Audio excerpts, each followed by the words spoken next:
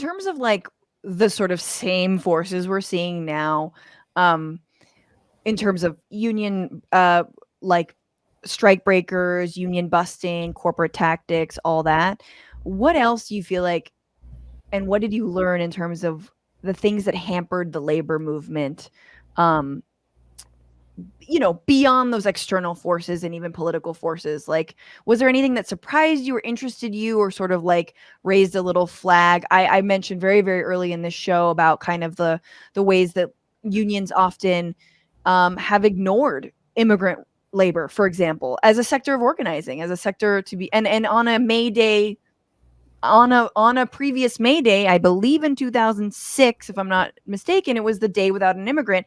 Massive walkouts in cities like Chicago of immigrants, documented and undocumented, saying we run these towns, we run these cities. Like, this is our labor helps these cities run. Anyway, so anything about like sort of the historic like hampering of the movement? Sure. Obviously, racism and xenophobia. Those are the big ones. And like, because like, this is America. But also, like, even within the labor movement, like, I think that when you love something, you should be allowed to criticize it. And there are a lot of really ugly chapters in the American labor movement's history. Yeah. There were like entire eras where the people in power and labor were actively trying to disenfranchise and discriminate against entire swaths of workers.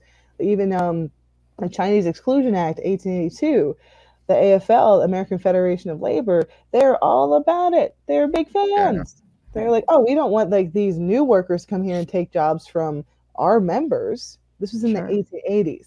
Think about how many times you've heard that throughout history, throughout our lifetimes. I mean, we saw that really pop up again during World War II when the Bracero program was bringing lots of Mexican guest workers to come work in the fields because other people were overseas doing some shit, and we needed to keep the economy going. And there's some labor folks, labor leaders who are like, oh, well, this is no good. Like, what about our members? What about our jobs? Like, these folks are taking our jobs. And it's like, well, we could have seen that. They could have used that as an opportunity to be like, oh, there's all these new workers here. Let's organize them. So then everyone will be our members, we'll be stronger. But instead, they took this like narrow little worldview that screwed themselves over and screwed over these workers that were just trying to pay their fucking rent. Like, there's so many instances throughout history, and but you're seeing similar to. I just feel like you see it similarly today in the bad faith ways that like the far right can sort of dog whistle to, as if the coal miners are all white and are all willing to just throw any person of color under the bus. You know what I mean? Like, there is this. You see a similar thread and through line, of course, to today.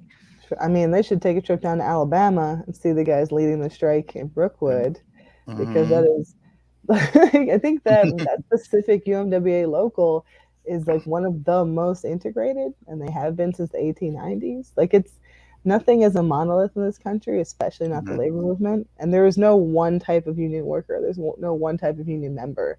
Like, I had somebody at the book launch the other day in New York asked me this like long question that was basically like, well, since union members are basically blue collar white guys, blah blah blah. And I was like, well, what? Like, the most common union worker you're gonna find in America is a black woman who works in healthcare or like the service industry. So like these weird outdated ideas that they weren't even true back then. Like, I wrote a whole book about how they weren't even true back then. It's just trying to like cleanse our minds of that weird stereotype that's just standing in our own way. What's going on, Frantifa? If you haven't already, subscribe to this channel right now. Hit that button. And also, you can become a patron and support the show every single week. Get access to bonus episodes and exclusive merchandise. Patreon.com/bitchuation room. Do it.